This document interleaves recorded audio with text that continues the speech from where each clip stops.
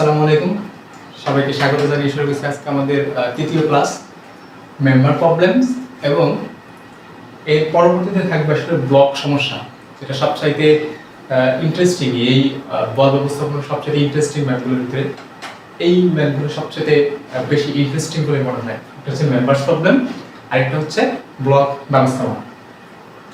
আমরা আসলে members problem বলতে কি বুঝাচ্ছি, মেম্বার্স বলতে কি, আসলে এখানে মেম্বার্স বলতে আমরা কি বোঝানোর চেষ্টা করছি, আসলে এমন একটা জিনিসকে বোঝাচ্ছি যেটা আসলে কম্প্রেশন এবং টেনশন দুটোই নিতে পারবে। চাপ, এখানে যদি আমরা চাপ ক্রিয়েট করি চাপও নিতে পারবে, এবং কি যদি টান ক্রিয়েট করি টানও নিতে পারবে। আমরা গত ক্লাসে দেখেছি আসলে সুতা আছে, তো একটা যদি সুতা থাকে সেই সুতাটাকে যদি আমরা টান দেওয়ার চেষ্টা করি সে টেনশন নিতে পারে। মানে একটা দড়ি, ওকে, দড়িকে যদি এদিকে ঝুলাই দাও, এদিকে যদি টান দাও, সে এদিকে টান দেবে, তুমি এদিকে টান দেবে, অর্থাৎ সুতা এদিকে টান দেবে, আমি এদিকে টান দেবো, তার মানে সে টেনশনকে নিতে পারতেছে, টান বলকে নিতে পারতেছে।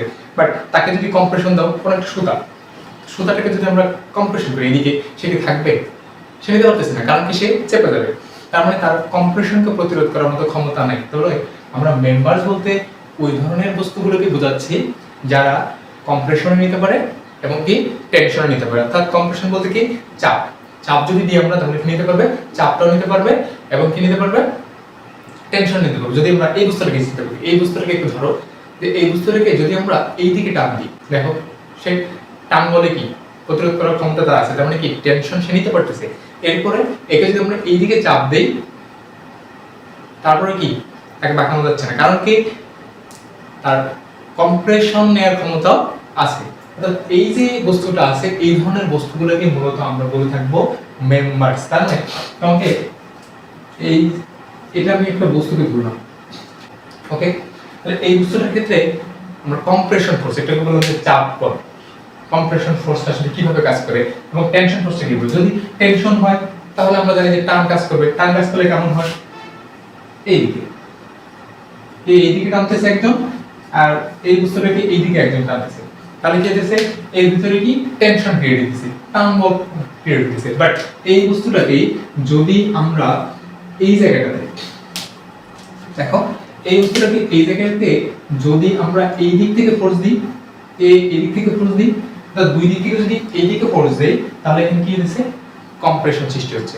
তাহলে কম্প্রেশন যদি সৃষ্টি হয় কোন একটা বস্তুর ক্ষেত্রে, এখন দেখো টেনশন যখন সৃষ্টি হয়েছে তখন কি দুই দিকে টান চলে গেছে, বাট যখন কম্প্রেশন সৃষ্টি হয়েছে তখন কি কোন একটা বস্তুর ভেতরের দিকে চাপ আসতেছে। তার মানে এই দুইটা থেকে আমরা যদি ফ্রি বডিকে চিন্তা করার চেষ্টা করি যে আসলে ফ্রি বডি কেমন হতে পারে, ওই ফ্রি বডি থেকে আমরা দেখতেছি, দেখো যে কোন একটা বস্তু যখন টেনশনে থাকে, তাহলে টেনশনে থাকা বস্তুটা কি দুই দিকে, তার বস্তু যদি এটা থাকে তাহলে তার টেনশন কোন দিকে ক্রিয়েট হয়, বাইরের দিকে। দেখো বস্তু থেকে বাইরের দিকে যদি বলগুলো চলে যায় তাহলে তখন আমরা কি বলতে পারি, এটা একটা টেনশন ফোর্স।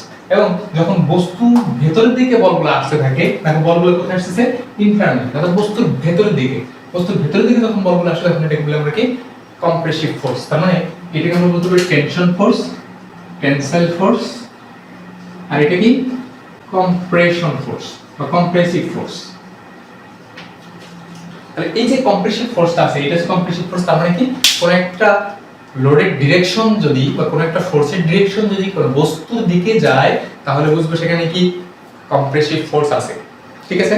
আর যদি কোন একটা বস্তুর ডিরেকশন যদি বস্তু থেকে বের হয়ে যায় তাহলে এটা আমরা বলবো টেনশন ফোর্স আছে বা টেনসাইল ফোর্স আছে। এখন এই ধরনের বস্তুগুলো যখন থাকে তখন আমাদের আসলে মেম্বারস যে প্রবলেমটা আছে সেটা কিভাবে সলভ করতে পারি। দেখো প্রথমে যে পয়েন্টে বা মেম্বারে আমরা সমাধান করব, আমরা গত ক্লাসে দেখেছি আসলে কিভাবে যে সুতা ঝুলানো ছিল, সুতা ঝুলানোর পর আমরা বিভিন্ন পয়েন্টগুলো থেকে ফাইন্ড আউট করে নিয়ে আসছি আসলে কোন পয়েন্ট থেকে আমরা আগে কাজ শুরু করব। আসলে যেখানে জানা মানের পরিমাণ বেশি সেই বিন্দু থেকে আমরা আসলে কাজগুলো শুরু করে থাকি। তাহলে এখানে আমরা কিভাবে শুরু করব, এখানে দেখো যে এইটা যদি একটা বস্তু থাকে বা যে কোনো বস্তু থাকুক না কেন, যে প্রথমে কি করতে হবে, যে পয়েন্টে আমরা কাজ শুরু করব সেই পয়েন্টটা সম্পর্কে আগে ধারণা রাখতে হবে যে আসলে ওইখানে যে মেম্বারটা থাকবে, এতক্ষণ তো সুতা ছিল, এখন হচ্ছে কি মেম্বার, তাহলে ওই পয়েন্টে যে মেম্বারটা থাকবে সেই মেম্বারটা আসলে কি ধরনের বল কাজ করবে, ওই মেম্বারে কি ধরনের বল কাজ করবে, সেটা কম্প্রেসিভ ফোর্স নাকি টেনশন ফোর্স। দেখো টেনশন যদি হয় বস্তু থেকে বের হয়ে বাইরের দিকে যাবে, কম্প্রেশন যদি হয় বস্তুর দিকে আসবে। এখানে পার্থক্যটা, এই পার্থক্যটার জন্য আসলে মূলত আমাদের এই কাজটা করতে হবে। আসলে যদি টেনশন ফোর্স হয় তার ডিরেকশন দেখো বাইরের দিকে, আর যদি কম্প্রেশন ফোর্স হয় তাহলে কি বস্তুর ভেতরের দিকে আসবে। এবং এই কাজটা যখন তুমি ফাইন্ড আউট করে ফেলবা তারপরে কি করবা যে এরপর আমরা ফ্রি বডি ডায়াগ্রাম, এখন এটা থেকে দেখো ফ্রি বডি ডায়াগ্রাম যদি আমরা আঁকি তাহলে কেমন হতে পারে, সবসময় বস্তুর ভেতর দিকে, তার মানে আমার বস্তুর ইন্টারনাল যদি এটা হয়, ধরো এটা ওয়েট নিচে দিকে কাজ করছে W, এটা ওয়েট নিচে দিকে কাজ করছে W, আমি ধরে নিচ্ছি একটা কথা, এখানে এটা ধরলাম P1 ফোর্স এটার ক্ষেত্রে, এটা ধরলাম P2 ফোর্স, এটা হচ্ছে P ধরলাম 3, এটা P4। এখন আমরা কম্প্রেসিভ ফোর্সের জন্য, এই কম্প্রেসিভ ফোর্সটার জন্য আমরা কি করতে চাই, একটা ফ্রি বডি ডায়াগ্রাম অঙ্কন করতে চাই। আর ফ্রি বডি ডায়াগ্রাম যদি অঙ্কন করতে চাই তাহলে দেখো এই বস্তুটার ক্ষেত্রে ফ্রি বডি ডায়াগ্রাম P3 টা আসলে কোন দিকে, বস্তুর ভেতরের দিকে, এই দিকে চলে গেছে, তাই না? তাহলে এই যে P3 টা এখানে আসলো, তার ওজন W নিচের দিকে কাজ করবে, এবং P4 দেখো P4 টা কোন দিকে আসতেছে, এই দিকে, অর্থাৎ বস্তুকে কি করতেছে, পাস করে চলে আসছে, যে ফোর্স গুলো আসবে সেই ফোর্স গুলো কি হবে, বস্তুটাকে পাস করে চলে আসবে। তার মানে মেম্বারে মূল কাজটাই হচ্ছে তোমাকে আগে আইডেন্টিফাই করতে হবে যে আসলে এই মেম্বারটা টেনশনে আছে নাকি কম্প্রেশনে আছে। এটা আসলে আমরা মেম্বারস প্রবলেম কয়েকটা দেখলে বুঝতে পারবো, বাট এখন শুধু মনে রাখো যে আসলে তোমাকে আইডেন্টিফাই করতে হবে কি বস্তুটা টেনশনে আছে নাকি কম্প্রেশনে আছে। যদি টেনশন এবং কম্প্রেশনের ভিতরে থাকে, যদি আইডেন্টিফাই করে ফেলতে পারো, তাহলে দেখো কম্প্রেশনের জন্য কি P3 ফোর্স এইদিকে চলে গেছে, P4 এদিকে চলে আসছে, W নিচে দিকে চলে গেছে। কারণ টেনশনের জন্য যদি থাকে তাহলে টেনশনের জন্য কেমন হবে, টেনশনের জন্য দেখো তো এটা যদি আমরা এখানে আঁকি টেনশনের ক্ষেত্রে, তাহলে এদিকে কি দেখো P1 এদিকে, তারপরে কি P2 এদিকে, W নিচে দিকে, এটা আজ চলে, এটা কোনো সমস্যা নেই, এটা আমরা যতটা করে আসছি সবটুকু একই, বাট এটার ক্ষেত্রে চেঞ্জ, এটা হচ্ছে কি কম্প্রেসিভ ফোর্স হিসেবে আমাদের কাজ করতে হবে। এখন দেখো এটা কি আমরা এভাবে ফ্রি বডি ডায়াগ্রাম অঙ্কন করে ফেললাম, ওকে। দেন তারপরে আসছে কি, যদি তিনটা ফোর্স থাকে, এই যে দেখো এখানে তিনটা ফোর্স, তাহলে যদি তিনটা ফোর্স থাকে তাহলে কি করতে হবে, আমরা ল্যামিস ফর্মুলা একটু বসাই দিতে পারবো। আর যদি তুমি চাও যে না আমি অংশে বিভাজন করব, ওকে ফাইন, কোনো সমস্যা নেই, একই রেজাল্ট আসবে। তাহলে তুমি যদি তিনটা ফোর্স থাকে তাহলে আমরা ল্যামিস সূত্রকে ব্যবহার করতে পারবো। আর যদি তিনের অধিক বল থাকে অথবা কম থাকে, থাকতে পারে তিনের অধিক থাকতে পারে অথবা তিনের কম থাকতে পারে, যদি থাকে তাহলে সেক্ষেত্রে কি হবে যে বল ব্যবস্থাপনার যে সূত্রগুলো আছে সেই বল ব্যবস্থাপনার সূত্রগুলোকে আমরা বসাবো, সেই অনুযায়ী সমাধানগুলো করব। আশা করি এতটুকু তোমরা বুঝতে পারছো। এখন আমরা দুই একটা ম্যাথমেটিক্যাল প্রবলেমগুলো দেখব আসলে কেমন হতে পারে এই মেম্বারস প্রবলেমগুলো, ওকে। তাহলে দেখো এখানে একটা প্রবলেম আছে, সেটা প্রবলেমটা কি বলতেছে আসলে মেম্বার রিলেটেড। যেমন কি একটি ওজন W দেওয়া আছে কত, 1000 পাউন্ড, তার মানে এই যে একটা মেম্বার কাঠামো দেওয়া আছে, তার এই পয়েন্টে এটা একটা মেম্বার, এটা একটা মেম্বার দেওয়া আছে, সেই মেম্বার এই পয়েন্টটাতে কি করা আছে, হিঞ্জ যুক্ত, অর্থাৎ পিন যুক্ত করা আছে, এবং পিন যুক্ত করার অবস্থান থেকে কি করছে, এখানে W সমান 1000 পাউন্ড একটা ওজন নিচের দিকে ঝোলানো আছে। এখন বলতেছে মেম্বার A B আর B C, তো এই দুটো মেম্বারের ভিতরে কি পরিমাণ ফোর্স আসবে। এখন ফার্স্ট কন্ডিশন কি ছিল যে এই মেম্বারগুলো আসলে কি ধরনের ফোর্স বহন করবে। দেখো তো এই পয়েন্ট থেকে যদি লোড ঝুলানো থাকে, এই পয়েন্টটা যদি পিন দিয়ে আটকানো থাকে এবং এর নিচের দিকে যদি লোড ঝুলানো থাকে, তাহলে এই ফোর্সটা অর্থাৎ এই মেম্বারটা কি ফোর্স নেবে, টেনশন নাকি কম্প্রেশন। এটা কি অবশ্যই কম্প্রেশন নেবে। কেন কম্প্রেশন নেবে, দেখো এই যে এই মেম্বারটা যদি আমরা দেখি যে এদিকে কোনো একটা কিছু দিয়ে এটাকে আটকানো আছে, ওকে। এরপর এদিকে যদি আমরা এখানে টান দিই, দেখো তো এটা কি দুই দিকে চাপ পাচ্ছে না, এদিকে একটা এদিকে একটা, এই যে এখান থেকেও চাপ হবে এখান থেকেও টান, এই চাপ আসতেছে, তাহলে আমরা এখানে বলতে পারি কি এই মেম্বারটা কি কম্প্রেশন মেম্বার হিসেবে আছে। এখানে তুমি সুতা দিলে আসলে কি 1000 পাউন্ডের যে ওজন আছে এটাকে আটকাতে পারবে না, তাহলে এখানে কিন্তু অবশ্যই এটা একটা মেম্বার। এবং আরেকটা এই মেম্বার চেনার আরেকটা পদ্ধতি হচ্ছে, দেখবা যে কখনো ডাবল দাগ যদি দেওয়া থাকে, এরকম যদি ডাবল দাগ দেওয়া থাকে অথবা বোল্ড করা থাকে, একদম বোল্ড করাও থাকতে পারে, যদি বোল্ড করাও থাকে তাহলে এটা বুঝবো কি যে ওটা আসলে একটা মেম্বার। এবং মেম্বারগুলো আমরা এখানে কম্প্রেসিভ ফোর্স হিসেবে ব্যবহার করে থাকবো। আসলে কম্প্রেশন ফোর্স কতটুকু নেয় এটা আমরা একটু চিন্তা করবো আর কি। তো এইটার ক্ষেত্রে দেখো এটা আসলে আমি আইডেন্টিফাই করে দিলাম যে এটা কম্প্রেসিভ ফোর্স, এটা একটা কম্প্রেসিভ ফোর্স, তারা কাজ করছে কোন জায়গাতে, এই পয়েন্টে, তাই না? এখান থেকে কিন্তু কম্প্রেশনটা শুরু হয়েছে, তাই ওইখান থেকে যদি কম্প্রেশনটা শুরু হয়, এখন আমাদের বের করতে বলছে যে এ বি বরাবর এবং এই বি সি বরাবর কি পরিমাণ ফোর্স এখানে কাজ করতেছে, সেই ফোর্সটাকে বের করতে হবে। তাহলে এই ফোর্সটা বের করতে চাই যদি, তাহলে এখন আমরা একটু আগে দেখে আসলাম যে কম্প্রেশন ফোর্স যদি থাকে, এই বস্তুটার উপর যদি কম্প্রেশন ফোর্স কাজ করে, তাহলে এই দিক থেকে যে ফোর্সটা আসে সেটা কি হয়ে যায়, এই দিকে পাস হয়ে যায় না।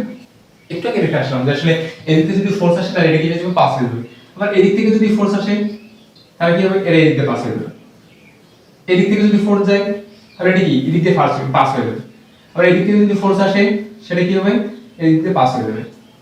কারণ কম্প্রেসিভ ফোর্সের ক্ষেত্রে আমরা জানি আসলে সবগুলো কি হয়ে যায়, পাস হয়ে যাবে। ঠিক আছে, কিভাবে পাস হয়ে যায়, এই যে কোন একটা বস্তুর ভেতর দিয়ে অপর দিকে পাস হয়ে যাবে তার ফোর্সটা, কারণ ফোর্সটা হচ্ছে এই দিকে থেকে। তাই আমরা যদি ফ্রি বডি অঙ্কন করতে চাই, তাহলে ফ্রি বডি অঙ্কন করলে কি হবে, এইদিকে যদি ফোর্স থাকে সেটাকে তো এদিক দিয়ে বের করে দিতে হবে। এজন্য আমরা বলেছি কি এটা পাস হয়ে যাবে। এবার দেখো, তাহলে এই জায়গায় আমরা অলরেডি ফাইন্ড আউট করে ফেলছি যে এটাও একটা কম্প্রেসিভ ফোর্স, এটাও একটা কম্প্রেসিভ ফোর্স হবে। কারণ এখানে যদি বস্তুটা জুড়ে দিই, তাহলে এখান থেকে দেখো তো এটা যদি আমার সেই বস্তুটা হয় বা এখান থেকে যদি ওয়েটটা ধরুন থাকে, তাহলে এটা কি করবে, সেই বস্তু ভূমিকে এদিকে পাস হয়ে যাবে না, এটা কি হবে, এদিক দিয়ে পাস হয়ে যাবে। তাহলে এইটা হলো কি, যে কম্প্রেসিভ ফোর্স বের করতেছি। এটা কম্প্রেসিভ ফোর্স হলো আমরা টি এ বি, এটা কি হবে টি বিসি।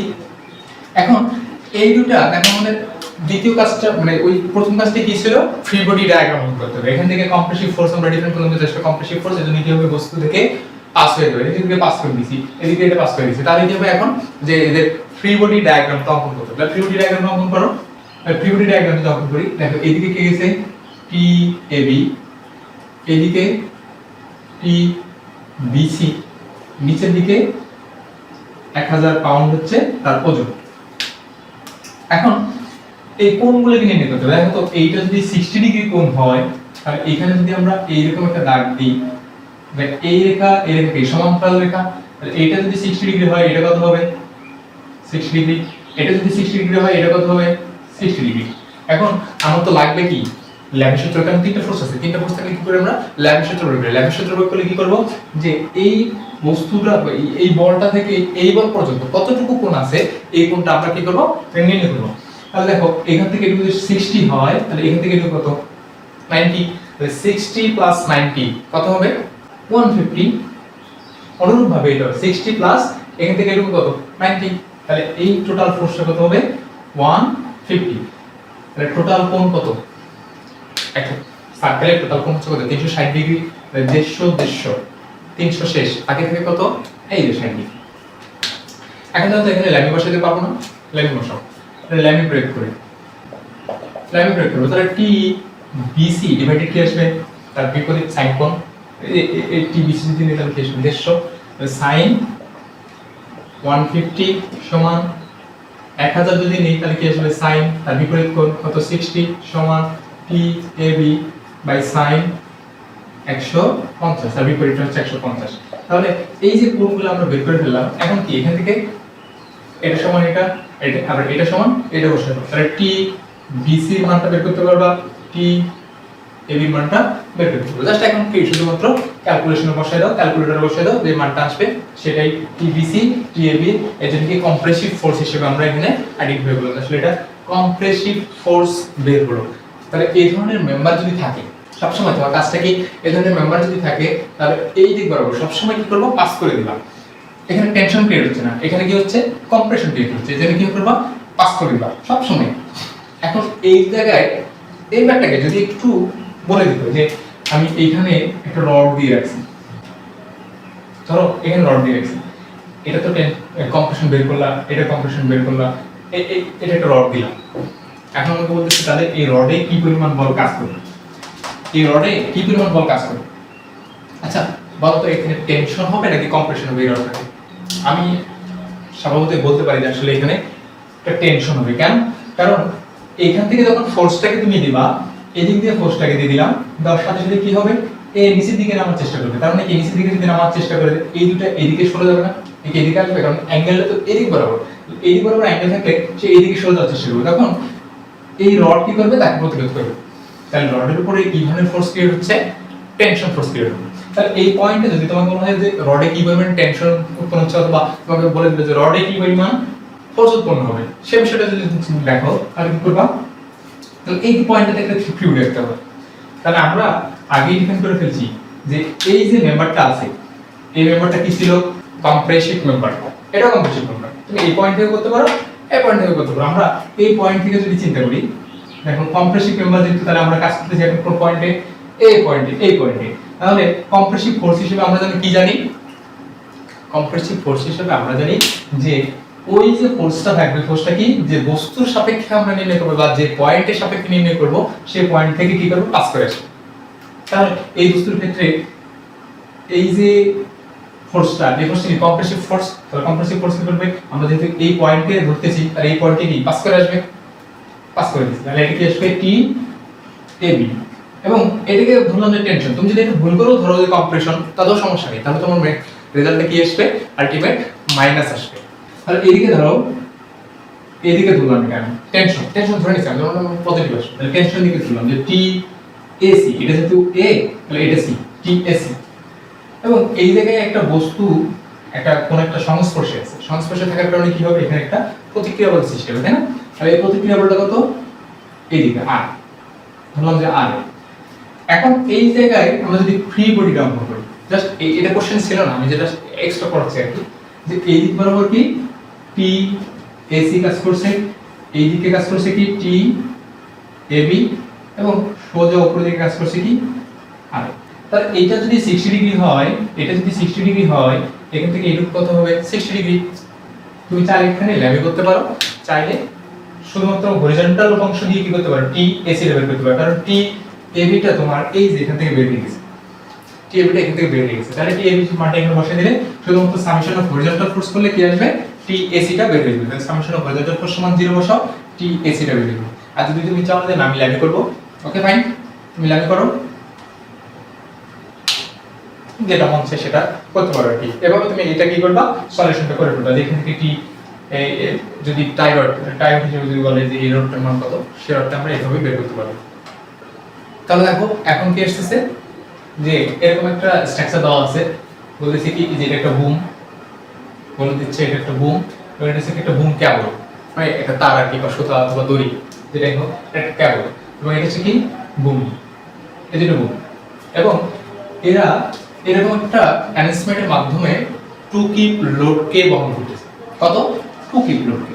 আর টু কিপ লোডকে যদি বহন করে, তাহলে বলতেছে আমার এই বুম কেবল, এই যে বুম কেবলের টেনশন কত হবে এবং বুমের কম্প্রেশন কত হবে, এই কোশ্চেনটা বলে দিছি। এখন আমাকে ফোর্সটাকে ফাইন্ড আউট করতে হবে, আসলে এখানে কি কি ধরনের ফোর্স আছে, এখানে মেম্বার আছে এবং কি কেবল আছে, দুটো যদি থাকে সেক্ষেত্রে কি কাজ করতে হবে, এটা দেখো বুম, তার মানে এই যে এটা কি ডাবল একটা দাগ আছে, এটাকে বলে দিয়েছিলাম যে যদি ডাবল দাগ থাকে তাহলে সেটা কি হয়, সাধারণত কম্প্রেসিভ মেম্বারস, তাই না, তার কম্প্রেশন নিতে পারে, মেম্বারস হয় আর কি এটা। অথবা বোল্ট করা যদি থাকে, এরকম যদি বোল্ট করা থাকে তাহলে এটাকে আমরা বলবো কি এটা একটা কম্প্রেসিভ মেম্বার, বা টেনশন নিতে পারে, তারা কম্প্রেশন এবং টেনশন দুটোই নিতে পারে। কিন্তু এখানে এখন আমাকে দেখতে হবে আসলে এখানে কি কম্প্রেশন ঘটছে নাকি টেনশন ঘটছে, সেই বিষয়টা। এই পয়েন্টে দেখো, এই পয়েন্ট থেকে আমাদের লোডটাকে ঝুলাই দেওয়া হচ্ছে, তাই না, এই পয়েন্ট থেকে লোডটাকে ঝুলাই দিয়েছে কত, 2 কিপ লোডে। তাহলে এই পয়েন্ট থেকে যদি লোডটাকে ঝুলাই দেওয়া হয়, এটা যদি কম্প্রেশন না নিত তাহলে এটা নিচে দিকে ঝুলতে থাকতে হতো। দেখো এখানে যখন ঝুলাই দিলাম, তার মানে কি এই এটার এদিক বরাবর চাপ প্রয়োগ হয়ে গেছে না, চাপ প্রয়োগ হয়ে গেছে। এখন এই টেনশন দিয়ে কি করছে, এদিকে যখন টান দিছে, এটা এইদিকে যাতে সরে আসতে না পারে, এজন্য কি কেবল কি টান দিয়ে রাখছে, মানে কেবলের টেনশন তৈরি হচ্ছে, কেবল কখনোই কম্প্রেশন নিতে পারে না, এ কি করতে পারে, টেনশন নিতে পারে। তাহলে এই দিক বরাবর টেনশন নিতেছে, কম্প্রেশন নিতেছে কে, এই যে এই মেম্বারটা আছে, এই মেম্বারটা কম্প্রেশন নিতেছে। এটা কাঠ হতে পারে, লোহা হতে পারে, স্টিল হতে পারে, যে কোনো কিছু হতে পারে। তাহলে এটা কি একটা কম্প্রেশন নিতেছে, আমি বুঝতে পারতেছি। তাহলে কম্প্রেশন নিলে যেন কি হয়, পাস করে যায়, তাই না? তাহলে আমরা যদি এই বিন্দু থেকে কাজ করা শুরু করি, কারণ আমাদের বের করতে হবে কি, এটা কম্প্রেশন, আর এই যে এটা কি হয়, টেনশন। তাহলে আমি এই বিন্দু থেকে চিন্তা করব, এই বিন্দু থেকে কাজটা শুরু করব, তাহলে এই বিন্দু থেকে যদি কাজটা শুরু করি তাহলে কি হবে, দেখো ফ্লুইড আঁকতে হবে। তাহলে ফ্লুইড আঁকতে গেলে ফার্স্ট কাজটা কি, কম্প্রেসিভ ফোর্স, এটা যদি আমার বিন্দু হয়, পয়েন্ট হয়, সেই পয়েন্ট কি পাস করে যাবে, তাহলে কম্প্রেসিভ ফোর্স পাস করে গেল। এখানে আমরা একটা নাম দিই, এটা হচ্ছে এ পয়েন্ট, বললাম যে এটা বি, এটা সি, ধরে নিলাম আমাদের যে এ বি সি। তাহলে এটা কি আসবে, টি এ, এবং এটা দেখো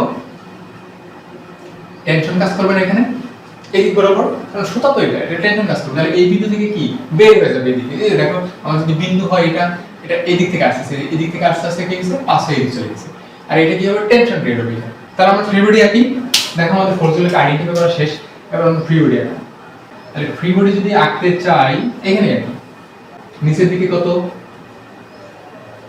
2 কিপ।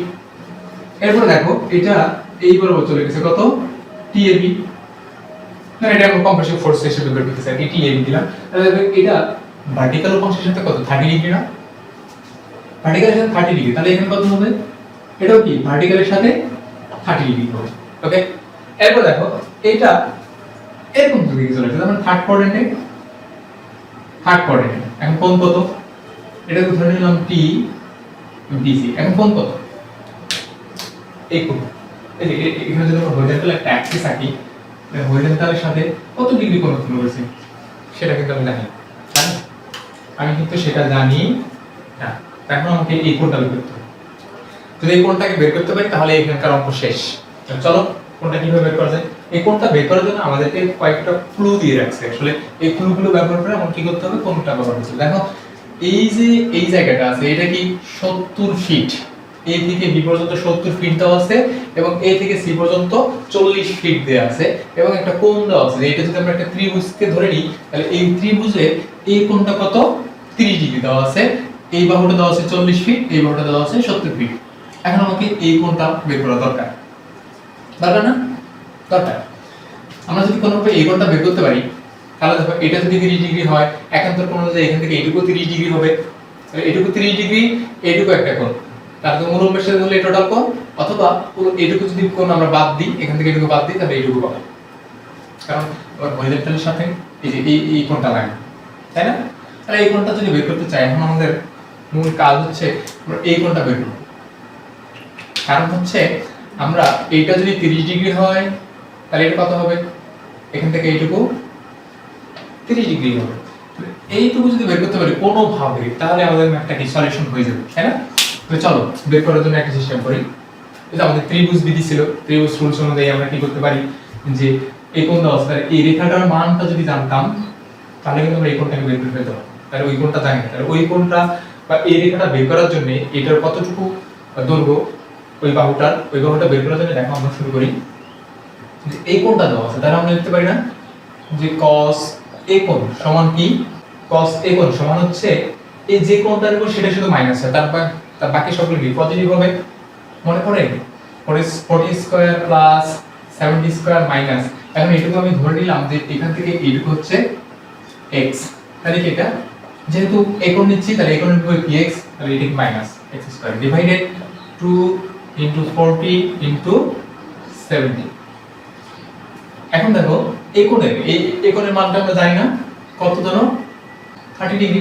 এখন এইখান থেকে ক্যালকুলেশন চাপো, ক্যালকুলেটর করে আমাকে বলো x এর মানটা আসলে কত আসছে, আমিও ক্যালকুলেটর চাপছি, তাহলে দেখো এটা ক্যালকুলেশন করে আসছে 40.623 এত ফিট। এটা পেয়ে গেছি না এখন আমার কাজটা কি, এই যে এই কোণটা নির্ণয় করি, এটাকে ধরলাম আমরা বিকোণ যদি ধরি তাহলে এখান থেকে এটুকু নির্ণয় করতে পারবো, এটুকু নির্ণয় করার জন্য কি করব, তাহলে cos বিকোণ সমান cos এর বিপরীত কোণটা বাহু এটা না, তাহলে এটা হবে মাইনাস, বাকি সব কি প্লাস, তাহলে হচ্ছে 40.623 square plus 70 square minus 40 square divided 2 into 40.623 into 70। তাহলে এখান থেকে বিকোণ কত, কারণ cos কে এখানে এদিকে আনলে কি হবে, ইনভার্স হবে, ইনভার্স করলে কি কত হবে, কারণ cos কে আমরা যদি বিকোণটা বের করি তাহলে কি আসছে 29.49, তার মানে এই যে এখান থেকে এইটুকু 29.49, আর এই জায়গা থেকে যদি সম্পূর্ণটুকু কোণ নির্ণয় করতে চাও যে ভার্টিক্যাল অ্যাক্সিসের সাথে কতটুকু কোণ নির্ণয় করতেছি, তাহলে এটা হচ্ছে কত, এই যে এখানে 30 ছিল, এই 30 প্লাস হচ্ছে কি 29.49, তাহলে আমরা সরাসরি এইখান থেকে যদি এইটুকু কোণ নির্ণয় করে দিতেছি তাহলে কত আসবে 30 প্লাস 29.49, তাহলে টোটাল আসছে কত 59.49 ডিগ্রি। এখন তুমি দেখো ফোর্স কয়টা, একটা দুইটা তিনটা, এখানে আমরা ল্যাম্বা ব্যবহার করতে পারি, ল্যাম্বা ব্যবহার করলে কি করতে হবে, কোণগুলোকে নির্ণয় করতে হবে, জাস্ট কোণ আর কিছু না। তাহলে এখান থেকে এইটুকু পর্যন্ত কোণ কত হবে, দেখো এটা যদি 30 হয় তাহলে এটা কত 60, কারণ একটা অ্যাক্সিস তো 90 ডিগ্রি, 60 প্লাস 90 150 ডিগ্রি কোণ, এটা তো অলরেডি বের করে ফেলছি, আর বাকি যেটা থাকবে সেটা হচ্ছে এখানটা, তো বাকি কত থাকে 150.5, তাহলে এটা 4.5 এর জায়গায় আমরা একটু 4.9 লিখে এখানে 5 লিখে দিই, তাহলে 150.5। এখন দেখো তো এখানে ল্যাম্বা ল্যামি প্রয়োগ করলে এইটা আর এটা বের হয়ে যাবে না। ল্যামি প্রয়োগ করো, ল্যামি প্রয়োগ করে ল্যামি হতে কিভাবে পাই, টি এবি ডিভাইডেড কত আসবে sin 59.5 সমান 2 ডিভাইডেড sin 150.5 সমান বিসি ডিভাইডেড sin বিসি যদি হয় তাহলে এই রেখার রেখা 150। এখন দেখেন টি এবি এবং টি বিসি মানটা আমি আশা করব বের করতে পারবা, ঠিক আছে।